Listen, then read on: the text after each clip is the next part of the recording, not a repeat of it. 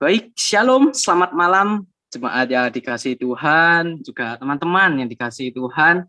Terima kasih yang sudah join pada ibadah malam hari ini ya.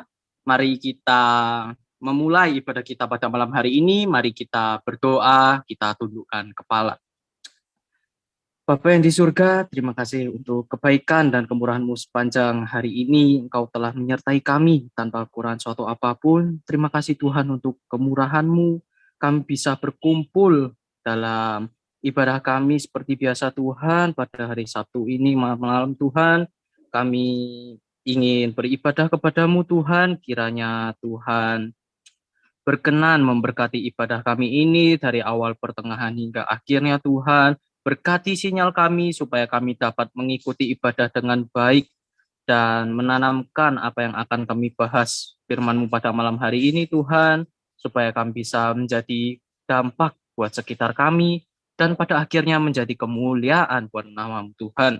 Terima kasih Tuhan, terima kasih. Kami menyerahkan semuanya ke dalam tangan-Mu dalam nama Tuhan Yesus Kristus. Kami berdoa, kami bersyukur. Amin. Baik teman-teman, mari kita menyanyi, memuliakan nama Tuhan, sebab Tuhan layak atas pujian. Oke, mari kita nyanyi.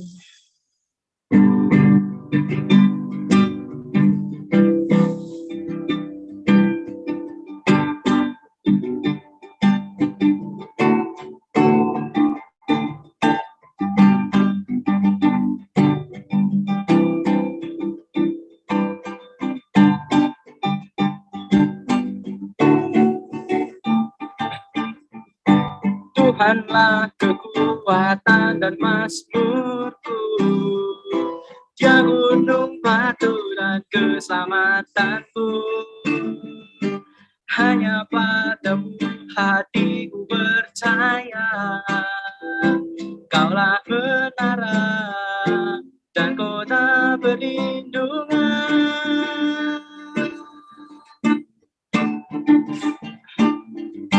Tuhanlah kekuatan dan mazmurku, Dia gunung batu dan keselamatanku.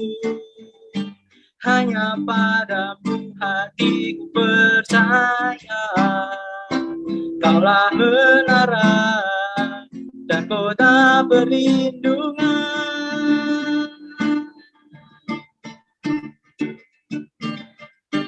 Ku mau selalu bersyukur, sebab cintamu padaku takkan pernah berubah. Hatiku percaya, walau bumi berguncang, gunung-gunung beranjak, namun kasih setiamu tak pergi dariku.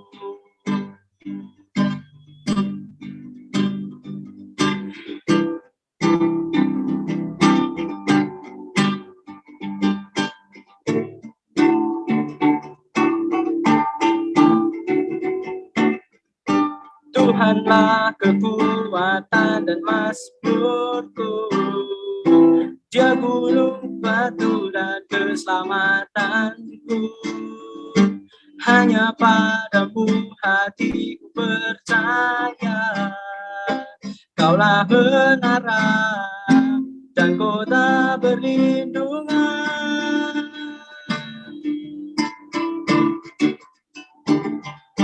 Ku mau selalu bersyukur, sebab cintamu padaku takkan pernah berubah. Hatiku percaya, walau bumi berguncang, gunung-gunung beranjak, namun kasih setiamu tak pergi dariku.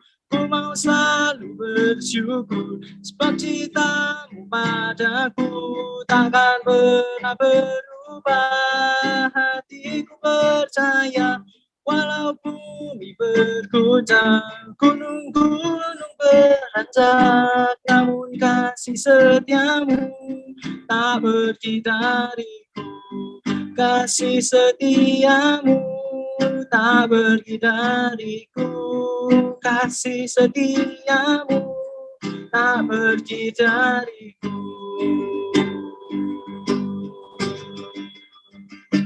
Puji Tuhan, kita serius teman-teman, mari kita lebih dalam lagi, kita menyembah nama Tuhan. Sebab Tuhan bertahta di atas pujian yang kita naikkan. Mari saya ajak teman-teman semua, serius teman-teman, di hadapan Tuhan. Mari kita menyembah nama Tuhan, sebab Dia yang layak terima pujian dari dulu, sekarang, dan selamanya. Sebab Tuhan baik, bahwasannya untuk selamanya kasih setianya.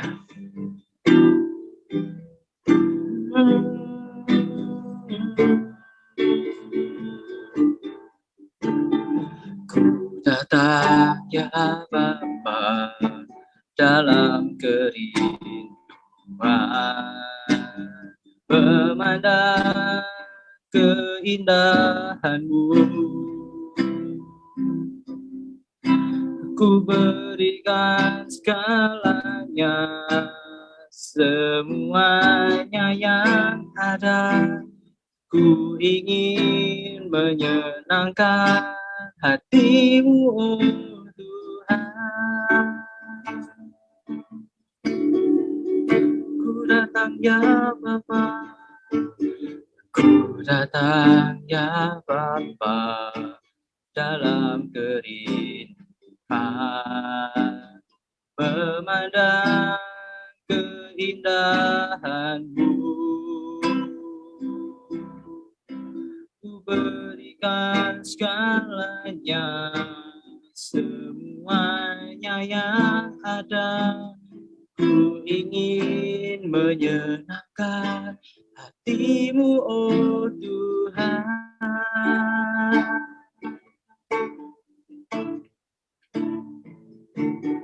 Jadikan aku indah yang Kau pandang mulia, seturut karya-Mu di dalam hidupku. Ajarku berharap hanya kepada-Mu, taat dan setia kepada-Mu, Tuhan.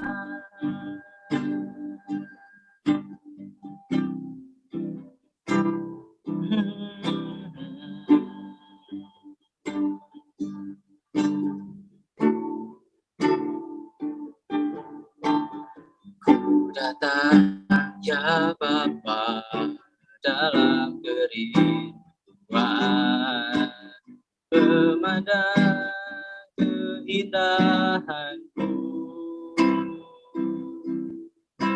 Ku berikan segalanya, semuanya yang ada.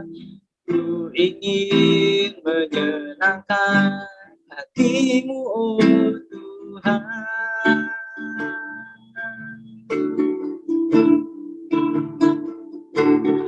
Jadikan aku indah yang Kau pandang mulia, seturut karya-Mu di dalam hidupku. Ajarku berharap hanya kepada-Mu, taat dan setia kepada-Mu, Tuhan.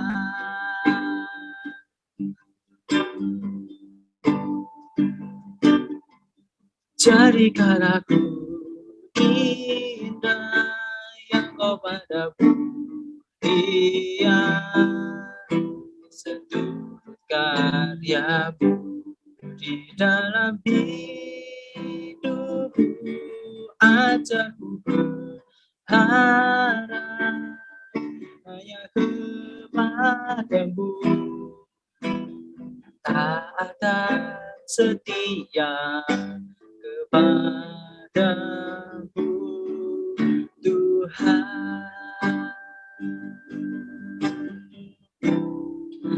Taat dan setia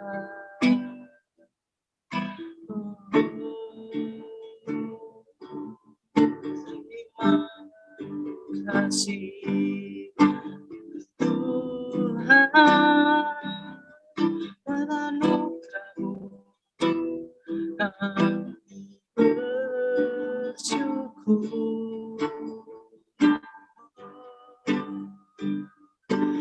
Layak dipuji, Kau layak disembah, selamanya mulia Yesus.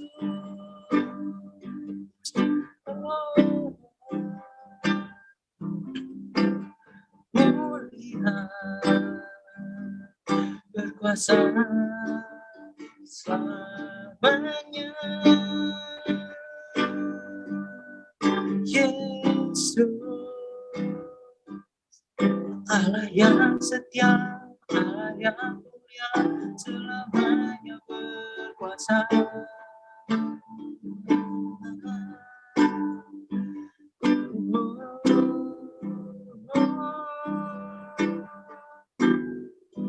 Ajarilah kami taat dan setia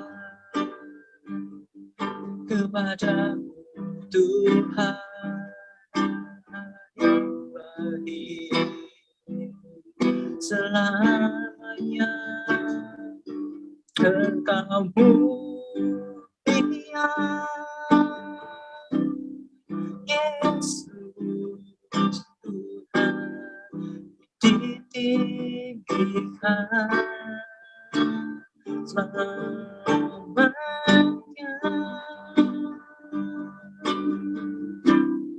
Dipuji, disembah.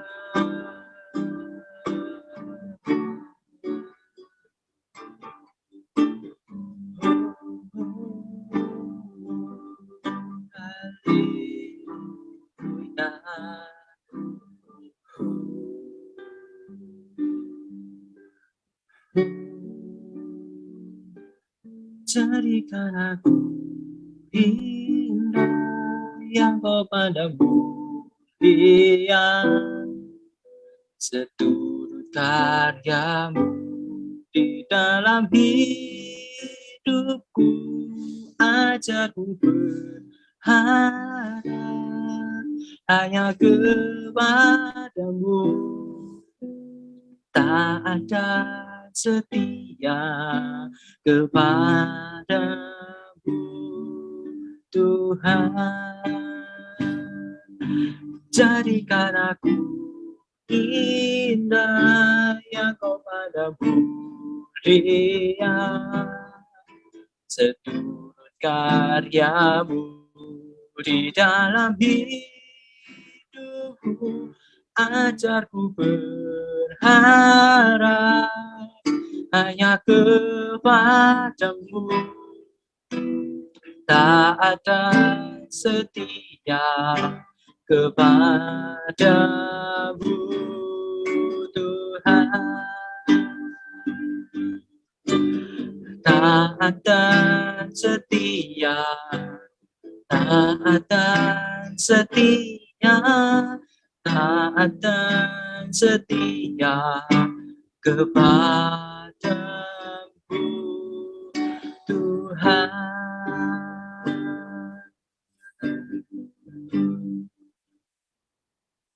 Terima kasih Yesus, terima kasih Tuhan untuk kebaikan-Mu. Kami telah selesai memuji dan memuliakan nama-Mu Tuhan. Kiranya Engkau bertahta di atas pujian yang kami naikkan ini Tuhan. Sebentar kami akan lanjut ke sesi berikutnya Tuhan. Kiranya Engkau memberkati pembicara pada malam hari ini Tuhan. Biarlah kiranya firman-Mu dapat disampaikan dengan baik dari pembicara-Mu ini Tuhan. Dan juga Tuhan memberkati semuanya dengan hikmat supaya dapat menangkap firman-Mu dengan baik Tuhan, menjadikan firman-Mu rema dalam kehidupan kami masing-masing, membuat kami bisa menjadi dampak buat sekitar kami Tuhan, terutama untuk kemuliaan nama-Mu saja ya Tuhan. Terima kasih Tuhan, terima kasih. Kami menyerahkan semuanya dalam tangan-Mu, dalam nama Tuhan Yesus Kristus kami berdoa, kami bersyukur. Amin. Ya teman-teman, untuk firman malam ini akan dibawakan oleh Kak Yola ya. Baik, untuk Kak Yola saya persilahkan. Terima kasih sudah melayani pada malam hari ini.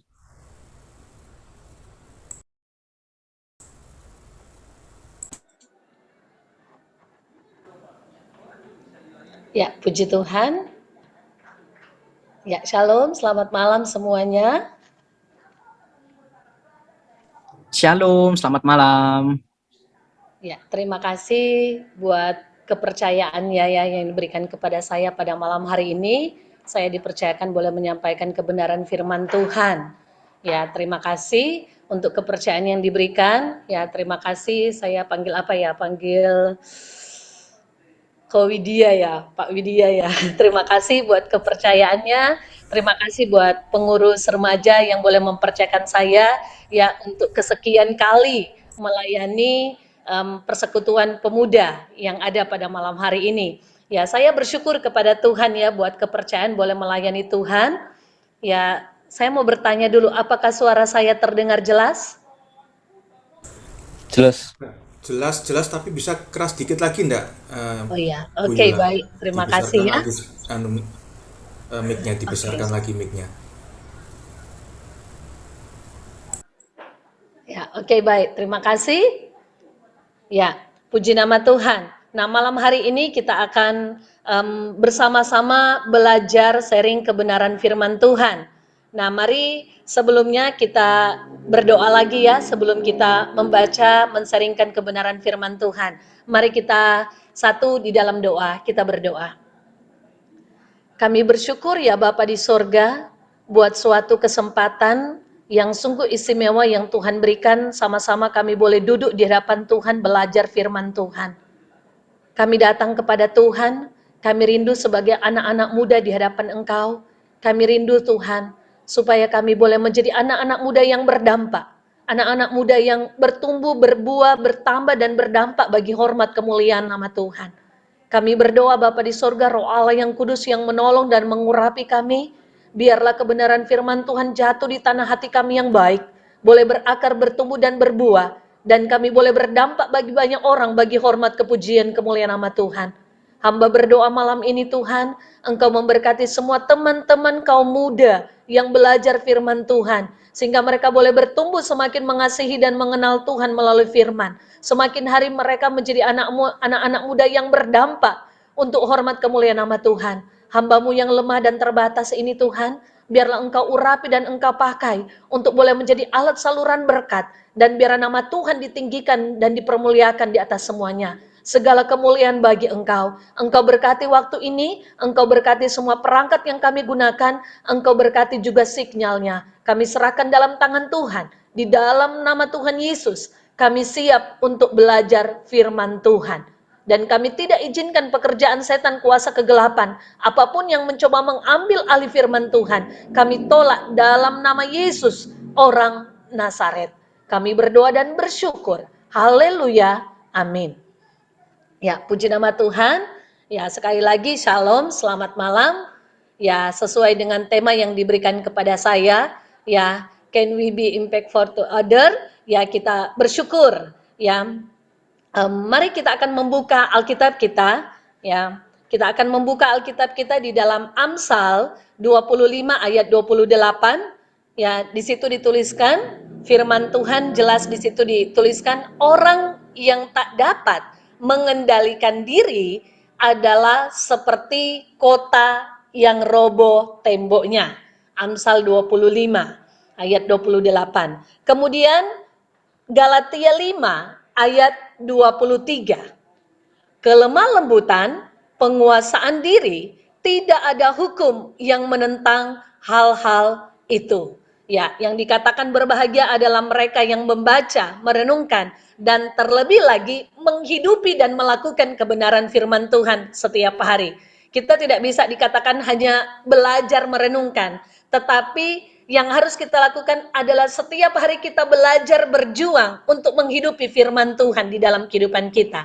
Karena jika hanya sekedar merenungkan, kita belum sampai pada satu titik kepenuhan kebahagiaan di dalam Kristus. Tetapi orang yang berbahagia adalah orang yang terus memperjuangkan diri di dalam pimpinan Roh Kudus untuk belajar terus hidup dalam pimpinan Tuhan, melakukan kehendak kebenaran firman Tuhan.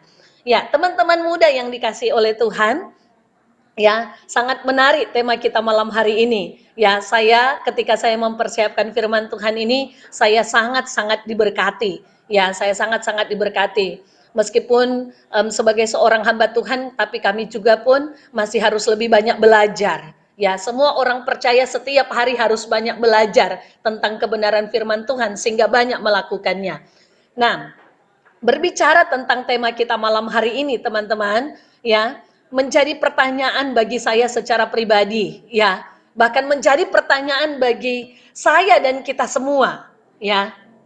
Berbicara tentang dampak, ya, atau pengaruh, pasti ada dampak yang baik, ada juga dampak yang tidak baik, gitu ya. Ada dampak yang buruk. Ada juga, atau bisa dikatakan ada dampak positif, ada juga dampak negatif. Ya, tentunya setiap kita, ya, dimanapun kita berada, mungkin di lingkungan keluarga, di lingkungan kita bergaul, di lingkungan gereja, dalam persekutuan kaum muda, ya, menjadi pertanyaan besar di dalam diri kita masing-masing, apakah hidup saya dan teman-teman sudah berdampak bagi orang lain? Dan bahkan apakah hidup saya sudah menjadi berkat atau justru menjadi batu sandungan? Sudahkah hidup saya setiap hari menyenangkan, memuliakan Tuhan, atau saya hidup di dalam kedagingan? Nah, ini yang menjadi pertanyaan besar bagi kita berbicara tentang satu tema yang sangat menarik malam hari ini, berbicara tentang dampak kehidupan kita. Nah, teman-teman muda yang dikasihi Tuhan, ada satu pokok utama, ya, dari dua kebenaran firman Tuhan yang kita baca malam ini. Ada dua pokok utama itu berbicara tentang pengendalian diri, ya, atau menguasai diri, ya. Pengendalian diri atau menguasai diri. Ya, sedikit saya men-sharingkan malam ini berbicara tentang pengertian menguasai diri, ya. Menguasai diri adalah mungkin ditutup dulu sebentar ya slide-nya ya.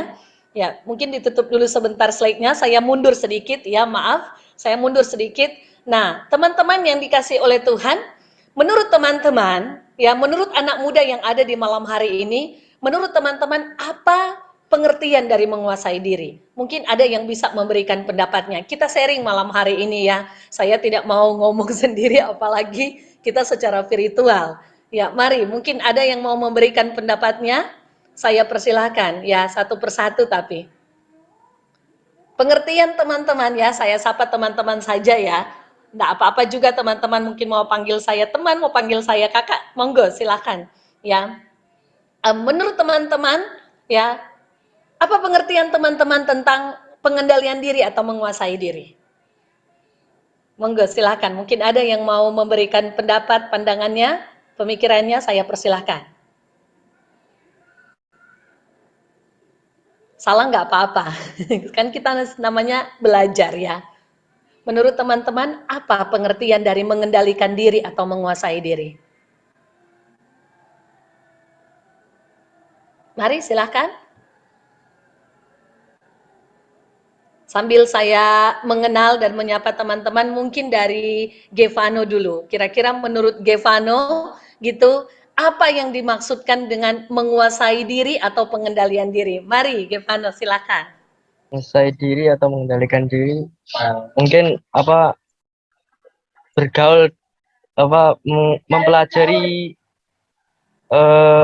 hal-hal yang positif dan tidak terlalu yang mengikuti yang tidak baik gitu, mungkin dari saya gitu. Ya, puji Tuhan. Terima kasih buat jawaban yang sangat super, kata Maria Teguh ya. Ya, terima kasih. Masih ada lagi? Ya, saya persilakan. Mungkin dari siapa lagi teman-teman? Mungkin saya mau dengar suara dari Yosefin. Mari, silakan Yosefin Grace, silakan. Ya, menguasai diri itu kayak kemampuan untuk mengendalikan diri dari hal-hal yang negatif. Kita bisa pilih mana yang bagus, mana yang nggak bagus buat kita. Kita kendalikan diri kita untuk di dalam hal-hal yang bagus saja. Gitu sih. Ya, terima kasih. Mantap juga ya pertanyaan-pertanyaannya. Karena kayaknya saya nggak perlu lanjut lagi ya.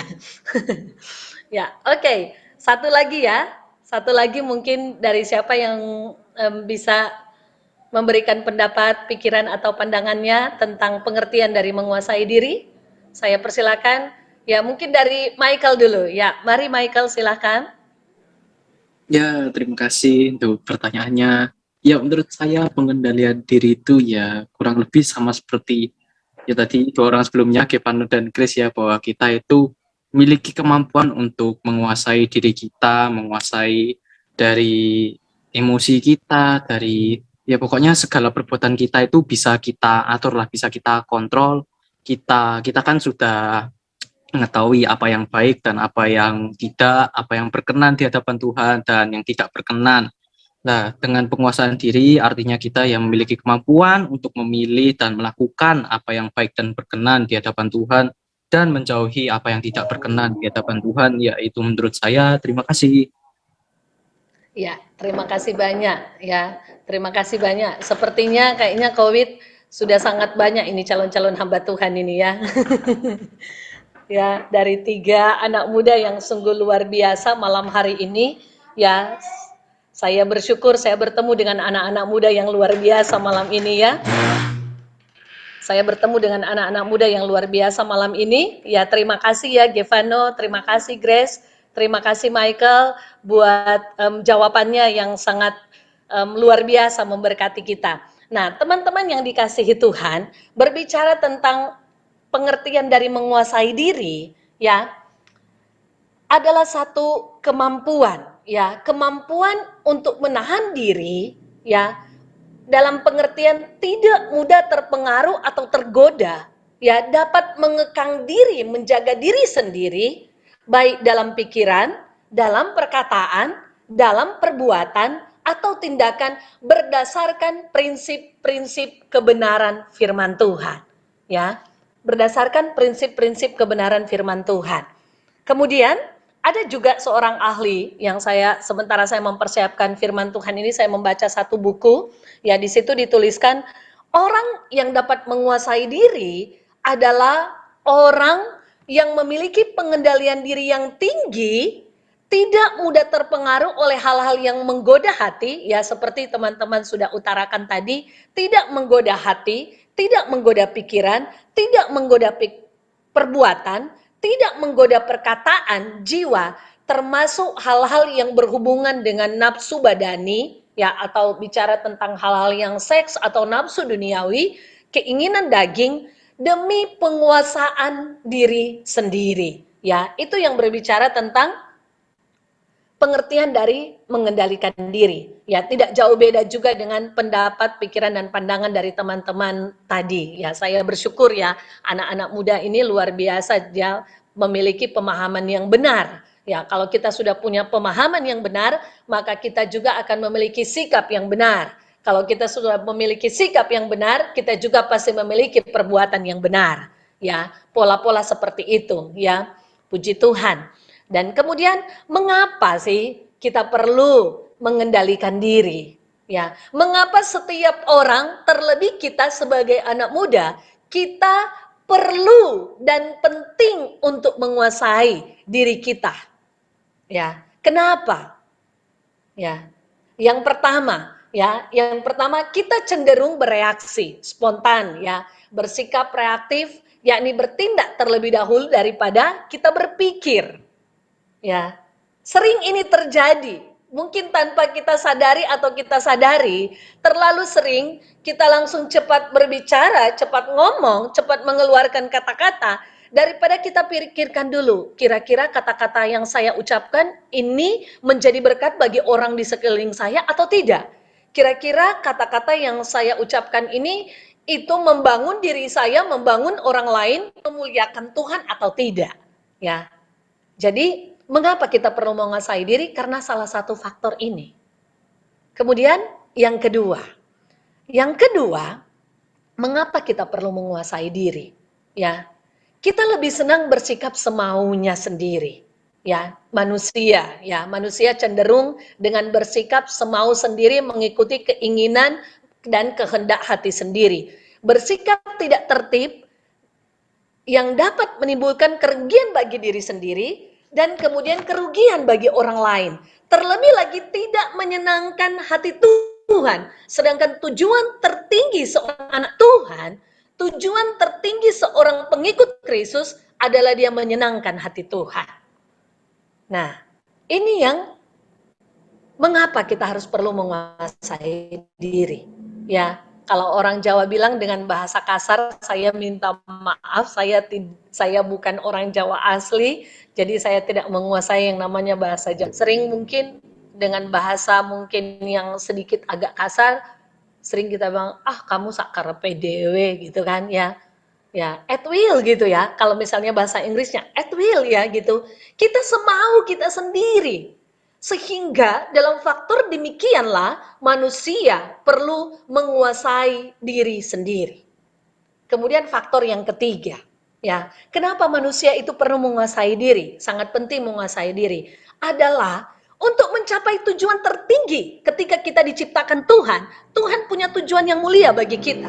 Adalah supaya kita dapat mencapai kedewasaan iman, kedewasaan karakter yang semakin hari serupa Kristus dalam hal karakter, serupa manisnya, ya, serupa kasihnya, ya, serupa setianya, ya, serupa ketaatannya, ya. Inilah yang harus perlu kita perhatikan. 3 faktor ini mengapa kita harus menguasai diri kita.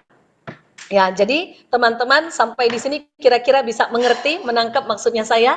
Kenapa kita harus perlu menguasai diri? Atau perlu saya ulang? Ya, sampai di sini bisa mengerti ya? Mengapa kita harus perlu menguasai diri? Apalagi di dalam kehidupan kita sebagai anak muda. Ya, anak muda identik dengan sulit menguasai yang namanya emosi. Ya, cepat bertindak, tetapi lambat untuk berpikir.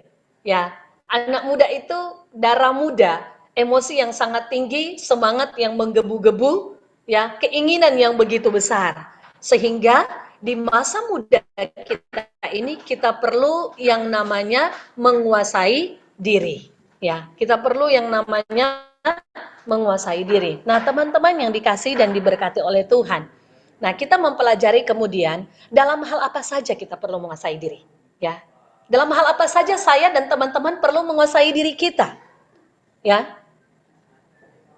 Yang pertama, menguasai diri atas perkataan. Ya. Coba kita melihat, mungkin salah satu, teman-teman saya minta tolong salah satu bisa membuka firman Tuhan Amsal 12 ayat 21. Ada yang membacakannya buat kita?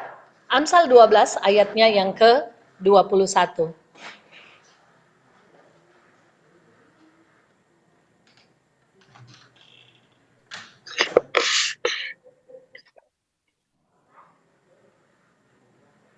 Silahkan.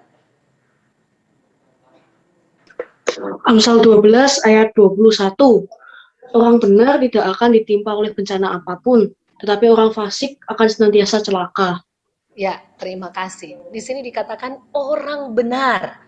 Orang benar adalah orang yang mengasihi Tuhan. Tentunya orang yang mengasihi Tuhan adalah orang yang hidup dalam prinsip-prinsip kebenaran firman Tuhan. Termasuk berbicara tentang pengendalian diri.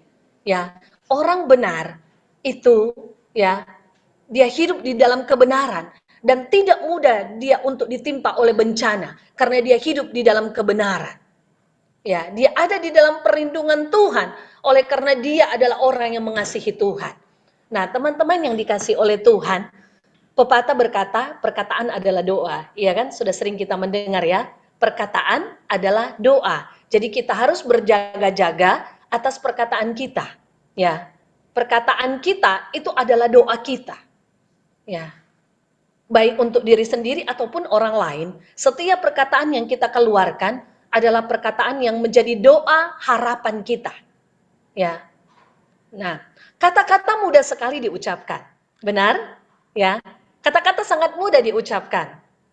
Tetapi sekali itu terucap, tak akan pernah bisa untuk ditarik kembali. Terkadang kata maaf tidak dapat mewakili perkataan yang sudah kita keluarkan jika itu mungkin menyakiti orang lain. Ya, terkadang mungkin orang yang tersinggung, orang yang kecewa, yang tersakiti dengan perkataan kita ketika kita bilang, "Saya minta maaf ya. Kata-kata saya tadi mungkin tidak jadi berkat, mungkin menyakiti atau menyinggung perasaan kamu. Saya minta maaf." Gitu ya. Tapi tidak semua kata maaf bisa mewakili semua perkataan yang sudah keluar dari mulut kita. Makanya perlu kita menguasai diri. Ya, dalam hal perkataan. Kita perlu menguasai diri dalam hal perkataan. Ya, kata-kata kita kata-kata yang bisa membangun, tapi kata-kata kita juga kata-kata yang bisa meruntuhkan, bisa mengecewakan, bisa juga menyakiti hati orang lain. Itulah tajamnya kata-kata, ya. Tajamnya kata-kata, ya. Lidah ini sering dikatakan adalah tak bertulang, benar ya? Lidah tidak seperti anggota tubuh yang lain yang tidak bertulang. Tetapi lidah itu bagaikan nyala api, kata firman Tuhan, jikalau tidak dikendalikan dengan baik. Ya. Nah, kita harus berpikir, kita harus berdoa terlebih dahulu sebelum mengeluarkan setiap perkataan, supaya kata-kata kita itu menjadi kata-kata yang membangun, kata-kata yang menjadi motivasi, kata-kata yang bisa meneguhkan, kata-kata yang bisa menguatkan, kata-kata yang bisa memberkati. Kalau kita lihat di dalam Kolose 4 ayatnya yang ke-6, di situ jelas kebenaran firman Tuhan dipaparkan, ya. Kolose 4 ayatnya yang ke-6 jelas kebenaran firman Tuhan situ dipaparkan bahwa dikatakan, hendaklah kata-katamu senantiasa penuh kasih. Janganlah hambar, ya, jangan keluar kata-kata kosong yang tidak perlu, tidak usah diucapkan, ya, sehingga kamu tahu bagaimana kamu harus menjawab kepada setiap orang. Dalam hal juga kita memberi pertanggungjawaban. Karena kita harus menyadari bahwa setiap perkataan kita pun itu harus kita pertanggungjawabkan di hadapan Allah Tritunggal pada waktunya nanti. Ya, bukan hanya setiap perbuatan, tetapi perkataan pun harus kita pertanggungjawabkan di hadapan Tuhan pada waktunya nanti ketika Kristus datang kedua kali. Kita harus pertanggungjawabkan. Jadi mulai dari sekarang kita harus menata, kita harus memanage kata-kata kita sehingga menjadi kata-kata yang memuliakan Tuhan, kata-kata yang memotivasi, kata-kata yang bisa memberikan semangat, yang membangun, kata-kata yang menjadi berkat, tidak menjadi batu sandungan buat orang lain. Ya. Nah, kemudian kita melihat hal berikutnya. Yang kedua, ya teman-teman, yang kedua, dalam hal apa saja kita perlu menguasai diri. Ya, yang pertama tadi di dalam perkataan. Ya, di dalam perkataan. Di situ slide-nya saya kasih gambar. Ya, orang yang sedang berhadapan-hadapan, mereka sedang ngomong. Ya, kalau dua orang ini berhadapan-hadapan dan mereka sedang ngomong bersama-sama, siapa yang mau didengar? Kalau mereka berbicara, mungkin dengan emosi, dengan marah-marah, dengan teriak-teriak pada waktu yang sama. Perkataan siapa yang mau didengar? Ya, tidak ada lagi yang bisa kita dengar. Jadi kita harus belajar, berjuang, mengusahakan diri, menguasai diri di dalam perkataan kita. Ya, kita tuan atas mulut kita sebenarnya. Ya, kita adalah tuan atas mulut kita. Ya, jadi kita harus menjaganya di dalam kebenaran firman Tuhan. Nah, apalagi mungkin di dalam satu keluarga, ya. Mungkin kita dalam satu keluarga, ada mama, ada papa, ada koko, ada cece, mungkin ada titi, ada meme, ya. Di situ semua ada. Tiba-tiba pada waktu yang sama semuanya berbicara pada waktu yang sama. Siapa yang mau didengar? Apalagi kalau yang keluar di dalam setiap mulut adalah, maaf kata, mungkin bisa jadi kandang binatang, ya.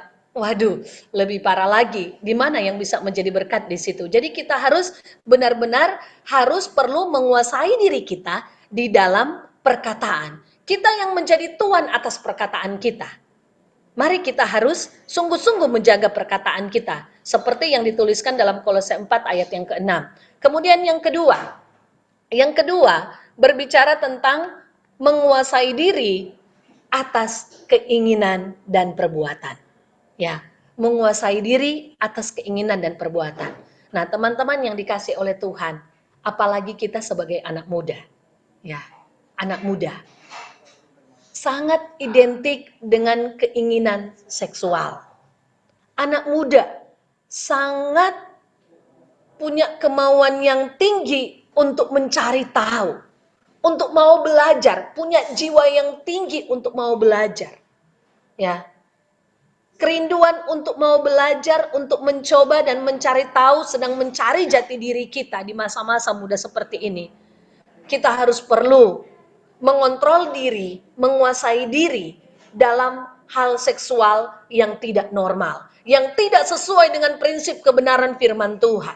Ya, di dalam kekristenan tidak ada, teman-teman yang dikasihi Tuhan, maaf kata, mungkin saya bisa berkata, tidak ada di dalam kekristenan ajaran firman Tuhan bahwa saya pakai kata, kita menabung dulu baru kita menikah. Tidak, teman-teman, tidak ada yang seperti itu. Di dalam kekristenan dalam pernikahan yang suci adalah kekristenan yang dipersatukan di dalam tali kasih Kristus. Bukan ketika kita sudah celaka terlebih dahulu, baru kemudian kita melangkah di dalam pernikahan. Itu bukanlah suatu pernikahan yang kudus. Itu harus kita sungguh-sungguh selesaikan di hadapan Tuhan. Karena itu akan berdampak sampai selama-lamanya di dalam kehidupan kita. Ya, teman-teman, kalau kita sudah jatuh di dalam keinginan seksual yang tidak benar, yang tidak sesuai dengan prinsip firman Tuhan, keinginan ini akan menghantui kita, ya, akan menuduh kita sampai seterusnya. Akan menuduh kita. Iblis akan pakai itu menjadi celah untuk menjatuhkan kita, bahkan terlebih membawa kita jauh daripada Tuhan. Jadi kita harus perlu menguasai diri dalam hal keinginan seksual. Ya, ini saya mungkin bahas lebih agak panjang ya teman-teman, karena banyak sekali anak-anak muda Kristen ya, sangat disayangkan. Banyak anak muda Kristen yang jatuh dalam hal seperti ini. Ya, saya banyak melayani anak-anak muda. Ya teman-teman, terkadang saya menangis merinding ya.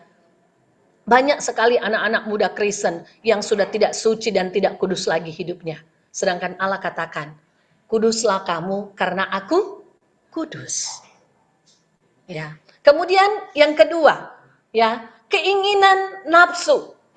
Ya, ini juga berbicara tentang soal makan dan minum. Ya, tubuh kita adalah bait Allah. Dalam hal makan dan minum pun kita harus menjaga dan mampu memilih dan membedakan mana makanan yang sehat dan mana makanan yang tidak sehat. Apalagi di zaman dunia yang semakin postmodern ini. Ya.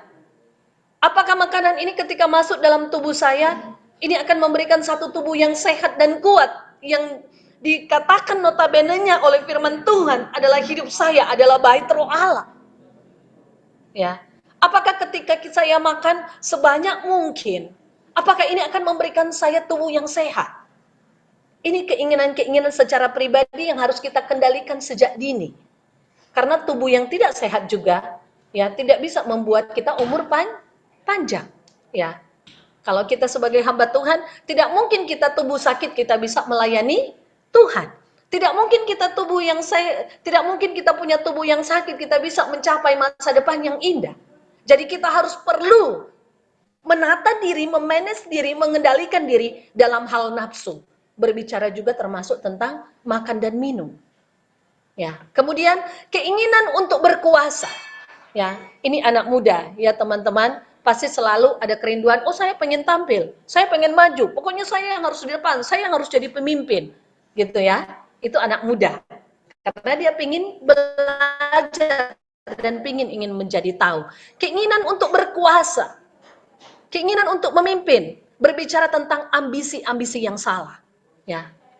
Jadi ini harus kita sungguh-sungguh tata di dalam kehidupan kita. Kita masih sangat muda. Ya, saya bersyukur teman-teman, saya boleh melayani teman-teman malam ini sedikit saya share. Saya beberapa hari ini sedang mempersiapkan firman Tuhan ini dan saya bersyukur saya mengalaminya bersama dengan Tuhan. Ya, ada satu peristiwa yang Tuhan percayakan saya boleh alami di dalam pelayanan.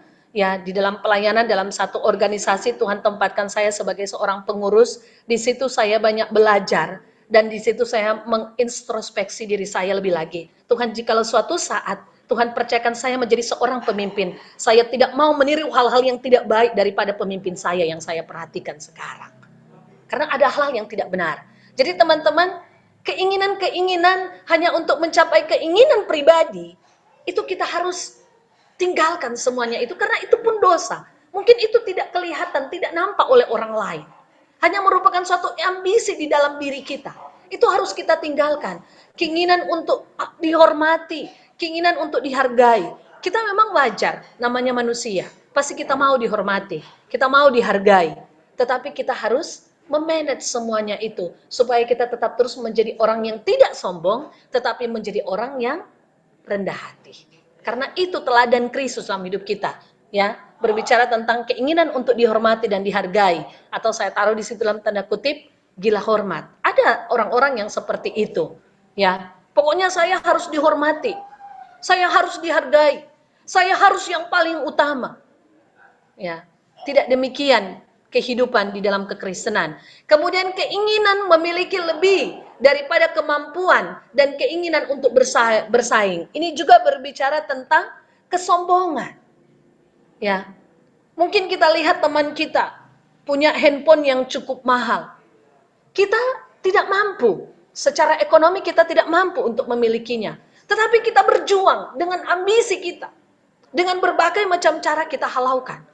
Saya ingin bersaing, saya ingin punya, padahal sebenarnya kita tidak mampu, ya kan? Mungkin kita tidak punya, orang tua kita mungkin tidak cukup memiliki banyak uang untuk membelinya. Ya, kita harus menguasai diri juga dalam hal ini. Kita harus perlu memanage mana kebutuhan dan mana keinginan. Ya, jangan kita hanya tergiur, jangan kita hanya terpancing, tergoda untuk kita mau bersaing dengan orang lain, tanpa kita melihat kemampuan-kemampuan kita. Apakah yang saya inginkan itu juga adalah kehendak Tuhan? Ya, itu yang menjadi pertanyaan tertinggi di dalam hidup kita. Banyak sekali keinginan manusia tidak sesuai dengan keinginan Tuhan, sehingga pada waktunya itu akan mendatangkan penderitaan dan kebinasaan. Ya, teman-teman yang dikasihi Tuhan, banyak sekali di zaman yang sekarang, apalagi dalam masa pandemik, banyak orang yang tidak bisa mengendalikan dirinya dalam keinginan untuk memperoleh dan memiliki sesuatu, sehingga dia menghalaukan berbagai macam cara, seperti berhutang. Ya, oh saya ngutang aja supaya saya bisa punya ini. Saya kan pengen, gitu ya. Saya mau memiliki benda itu, memiliki barang itu. Saya ngutang aja. Ya, terkadang kita tidak bisa mengendalikan diri kita karena keinginan yang kita utamakan, bukan kehendak Tuhan yang kita utamakan. Ya, kemudian teman-teman yang dikasihi Tuhan, ya, berikutnya rahasia apa yang harus kita miliki untuk kita dapat menguasai diri.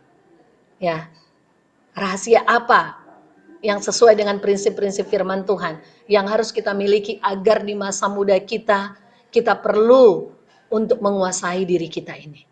Agar kita dapat dimampukan oleh Tuhan, ditolong oleh Roh Kudus untuk kita bisa menguasai diri kita. Ya, yang pertama, teman-teman, yang pertama, jagalah hati dengan segala kewaspadaan. Ya, jagalah hatimu dengan segala kewaspadaan, kata firman Tuhan Amsal 4 ayatnya yang kedua.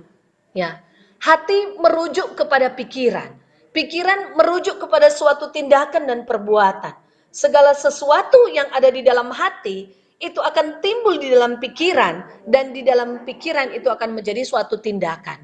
Jadi dalam hal ini, ketika hati kita sudah dikuasai oleh hal-hal keinginan hawa nafsu dunia, pada waktu yang sama sebenarnya kita sudah melakukan 3 perbuatan dosa. Melalui hati, melalui pikiran, dan melalui tindakan. Ya. Jadi kita harus perlu menjaga hati kita, menata dan memanage hati kita. Ya. Kita harus selalu memberi hati kita terbuka dengan didikan Tuhan. Kita memberi diri kita terbuka dengan kebenaran firman Tuhan. Dikoreksi oleh Tuhan setiap hari hati kita ini, supaya hati kita menjadi hati yang bersih, hati yang murni, hati yang tulus, sehingga kita dapat bertindak sesuai prinsip-prinsip kebenaran firman Tuhan. Ya, jadi rahasia yang pertama adalah kita harus menjaga hati kita untuk tetap terus waspada ya di hadapan Tuhan. Kemudian yang kedua, teman-teman, yang kedua, rahasia apa yang harus kita miliki untuk kita dapat menguasai diri kita? Ya, yang kedua, ya kita sudah baca tadi ya di dalam teks firman Tuhan Galatia 5 ayat Galatia 5 ya, tetapi di situ ayat 16 juga masih dituliskan ya, bahwa hiduplah di dalam pimpinan Roh Kudus. Ya. Hiduplah di dalam pimpinan Roh Kudus setiap hari. Berikan hati dan telinga, pikiran kita dan hidup kita untuk peka mendengar suara Tuhan melalui pekerjaan Roh Kudus. Ya, ketika kita terima Yesus sebagai Tuhan dan Juru Selamat secara pribadi, pada waktu yang sama juga Roh Kudus ada dalam hati kita dan Dia bekerja secara leluasa. Dan Roh itulah yang harus kita dengar setiap hari. Kita harus punya ketajaman dan kepekaan akan pimpinan Roh Kudus dalam kehidupan kita hari lepas hari. Ya. Tentunya berkaitan dengan hal yang ketiga. Bagaimana kita harus hidup di dalam pimpinan Roh Kudus setiap hari. Kita tidak mengikuti keinginan daging, kita tidak mengikuti keinginan diri sendiri, kita tidak mengikuti hawa nafsu dunia ini, tetapi kita hidup di dalam pimpinan Roh Kudus setiap hari. Tentunya yang ketiga sangat berkaitan erat, yaitu kita harus membangun hubungan yang intim dengan Tuhan. Ya, hubungan yang erat di dalam doa dan firman Tuhan di dalam saat teduh pribadi setiap hari itu sangat penting. Itu tidak boleh kita tinggalkan. Jika kita sudah punya hubungan pribadi yang dekat dengan Tuhan, satu kali saja coba. Kalau kita tidak melakukan itu dalam satu hari, serasa ada yang kurang. Serasa ada yang hilang. Ya, teman-teman, kalau teman-teman sudah punya kebiasaan. Karena kebiasaan yang baik ketika kita asah terus setiap hari itu akan menjadi sebuah karakter. Ya. Kebiasaan yang baik jika kita asah terus, kita kerjakan, kita lakukan setiap hari itu akan menjadi sebuah karakter. Jika setiap hari kita sudah punya kebiasaan yang baik untuk membangun hubungan yang intim, yang satu, yang dekat dengan Tuhan, maka satu kali saja kita tidak melakukannya, itu akan terasa ada sesuatu yang hilang di dalam diri kita. Jadi mari teman-teman, masih semenjak kita muda, bangunlah hubungan yang intim dengan Tuhan.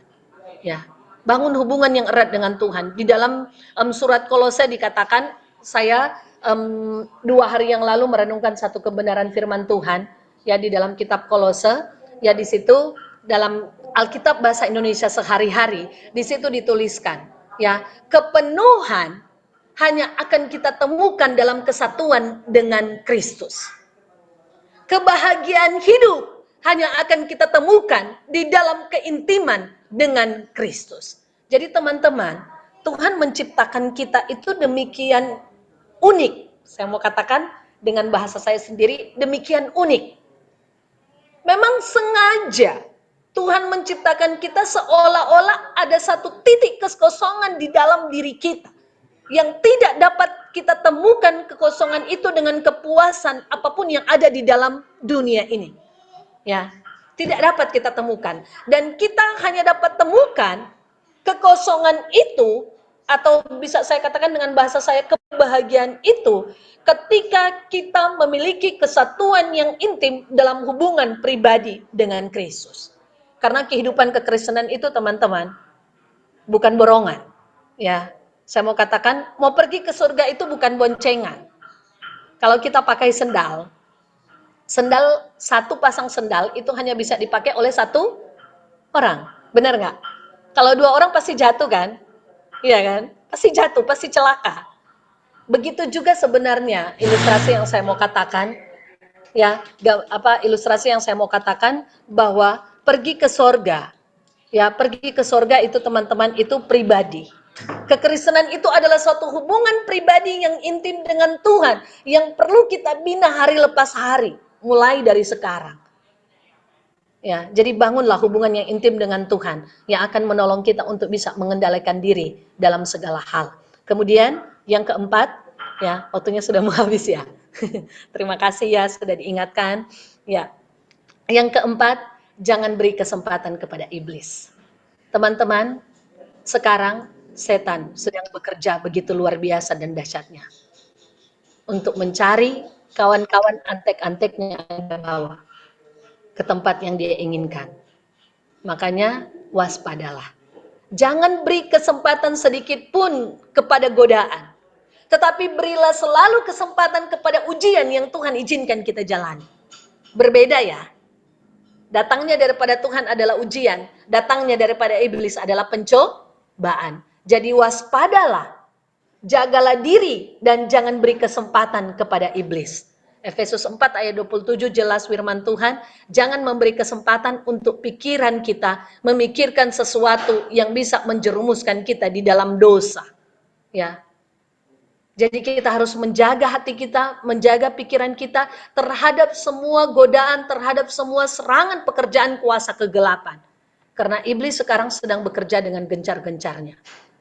Mari kita berpegang teguh di dalam prinsip-prinsip kebenaran firman Allah untuk kita mampu menguasai diri kita.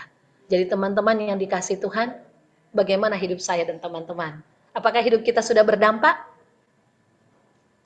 Apakah hidup kita sudah bisa menjadi berkat bagi orang lain ataupun menjadi batu sandungan? Apakah kita sudah benar-benar hidup menguasai diri kita sehingga kita sudah menjadi pribadi yang berkenan di hati Tuhan?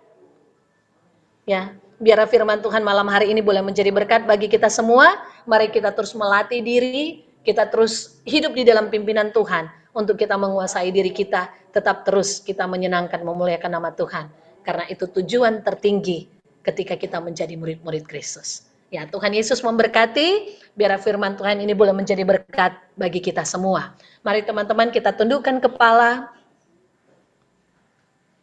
Sebelum kita berdoa, bersyukur buat firman Tuhan, kita mau menyanyikan pujian. Tuhan, ku mau menyenangkanmu, refnya saja ya. Mengingat waktu kita menyanyikan refnya saja. Menyenangkanmu, senangkanmu, hanya itu kerinduanku. Menyenangkanmu, senangkanmu, hanya itu kerinduanku. Menyenangkanmu, senangkan hatimu, hanya itu kerinduanku. Katakan sekali lagi dari hatimu yang terdalam, Menyenangkanmu, senangkanmu, hanya itu kerinduanku. Menyenangkanmu, senangkan hatimu, hanya itu kerinduanku. yang saya minta dengan kasih dan hormat, Yakob Widya bisa menutup kita di dalam doa. Bapa di surga, terima kasih untuk kebenaran firman Tuhan yang kami dengarkan pada malam hari ini. Kami akan menjadi dampak. Kami pengubah dunia, dan tolonglah kami Tuhan sehingga tindakan kami, perkataan kami, perbuatan kami, apa yang kami putuskan untuk kami lakukan semata-mata tertuju memuliakan nama Tuhan. Sehingga apa yang kami buat Tuhan di hari-hari seperti ini, di masa-masa yang sulit ini, kami bukan menjadi anak-anak muda yang membuat huru-hara, tetapi memberikan pengaruh yang baik, sehingga begitu banyak orang boleh percaya dan dibawa mengenal Engkau sebagai Tuhan dan Juru Selamat. Berkenan memberkati Kak Yola yang telah selesai menyampaikan kebenaran firman Tuhan. Biarlah kebenaran firman-Mu ini Tuhan, 1-2 kata menggores di hati kami. Apa yang perlu kami buang, apa yang perlu kami kikis dalam hidup ini, sehingga muncul keserupaan karakter di dalam Kristus. Itu yang menjadi utama. Terpujilah Engkau, berkati pelayanannya, berkati apa yang menjadi keperluan kehidupan sehari-hari, berkati keluarga yang ada dalam penggembalaan di GKII di Madiun ini. Terpujilah Engkau, kami naikkan syukur doa kami dalam nama Tuhan Yesus. Amin. Silakan pengurus untuk menyampaikan pengumuman. Terima kasih untuk Kak Yola sekali lagi dalam penyampaian kebenaran firman Tuhan malam hari ini. Terima kasih.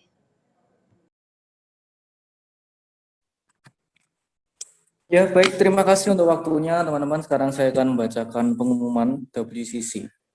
Pertama, saya mengajak teman-teman untuk tetap setia mengikuti ibadah remaja.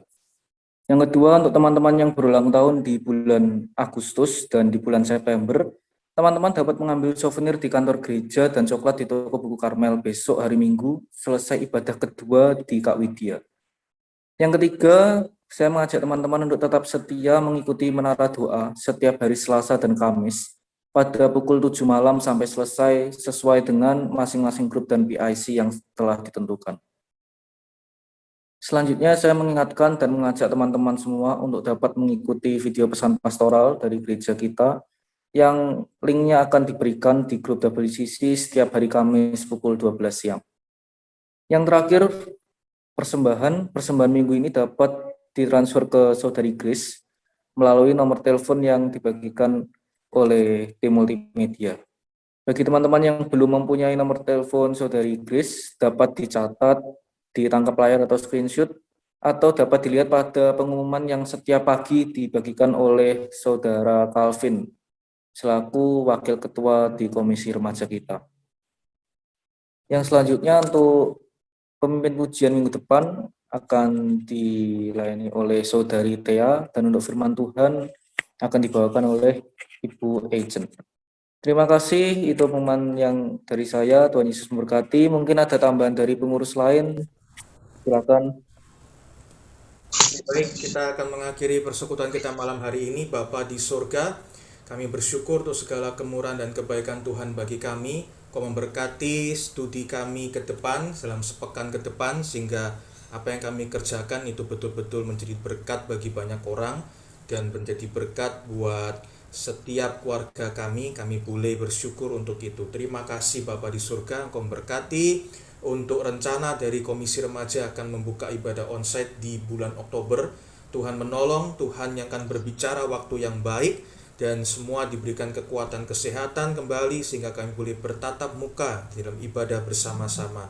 Biarlah nama Tuhan juga dipermuliakan.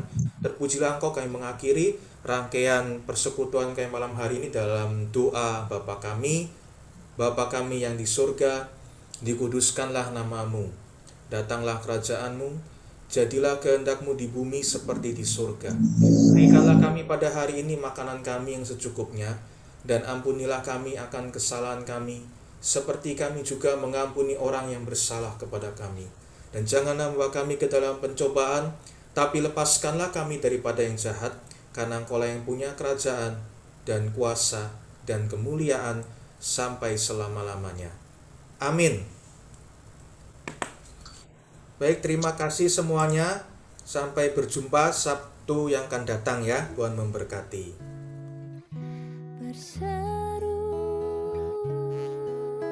memanggil namanya, berdoa Dia akan segera menghampiri dirimu.